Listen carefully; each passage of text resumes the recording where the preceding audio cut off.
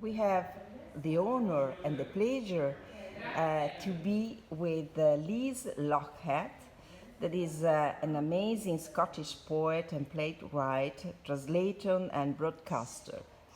Liz, please tell us why you are here in Pordenonelegge, in Italy. Well, Cecilia, it is a very great honour to have been invited to come to Pordenonelegge because I have a very nice publisher.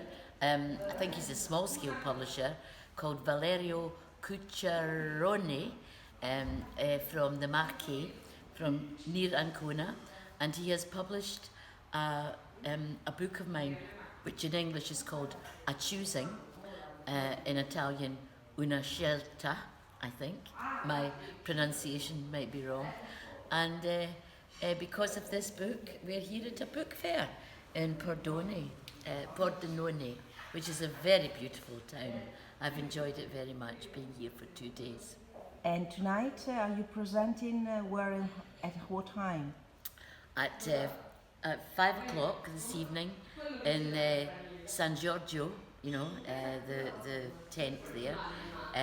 I have checked it out. It's just round the corner, and I have a wonderful translator and friend called Marco Fazzini, who comes from Vicenza and who teaches at the university there, and he'll be helping me because he will read my poems and in Italian, and I will read them in English afterwards.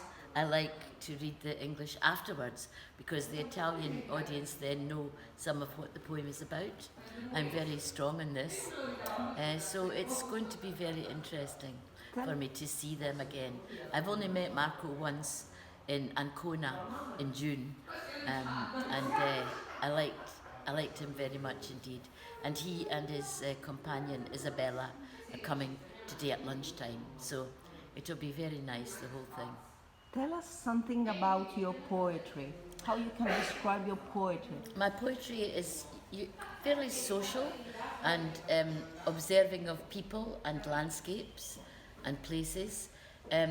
It's fairly dramatic. That it led towards me beginning to write plays.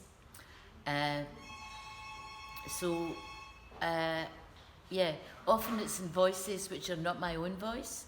I might write in the voice of a piece of the landscape, speaking out loud as if it was a person. Or I might write about in the voice of a man rather than a woman sometimes.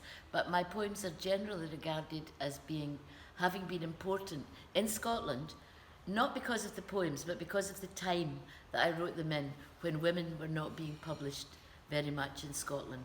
Do you work also a lot in theatre? I do, you yes. You play a writer, so... Yes, writer and translator. And translator. So it's very important also translating into... so you translate into English? Into English and Scots. Scots English, which is just certain dialect words might come in, but you would understand it in the context. Any English speaker can understand my plays. It's just like Irish English and Scots English can be a little bit different in places. So you work also in it's a little bit of dialect. Identity. Yeah, yes, the Scottish identity is very important to me. Yeah. Yes, of course. Yes, it's very important. If you do this, if your choice... Because Scotland is not England. Yeah. Despite the fact that we call it the United Kingdom, this might not stay forever. Yes, exactly. So you anticipate my third question. What do you think of Scotland?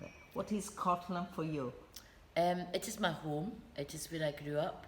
It's a place I thought I was leaving when I was 24. I thought I would never live in Scotland. I thought I would live in America or Turkey or some of the places that I stayed. But in the end, in my early 30s, I came back and knew that I wanted to write in that place for that country.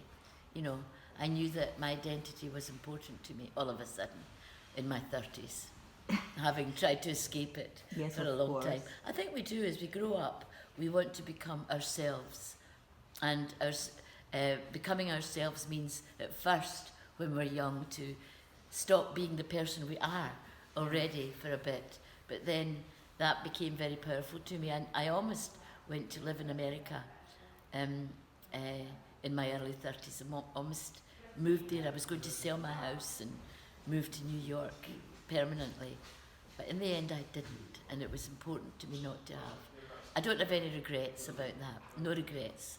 I think I'm going to be 75 years old at Christmas, so it's good to think of your life as not having made any well, nothing that you regret. Of course I made mistakes, everybody makes mistakes in their life.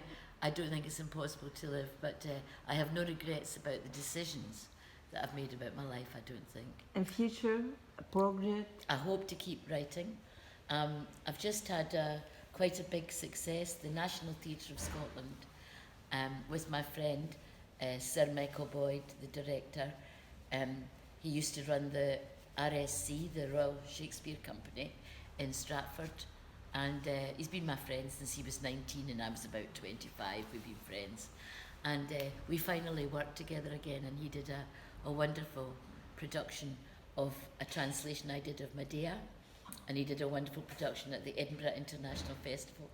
So it seemed to go very, very well indeed, and it was a wonderful production, you know, that he did, and that was why it was so great to do. Thanks very much. Thank you, Cecilia.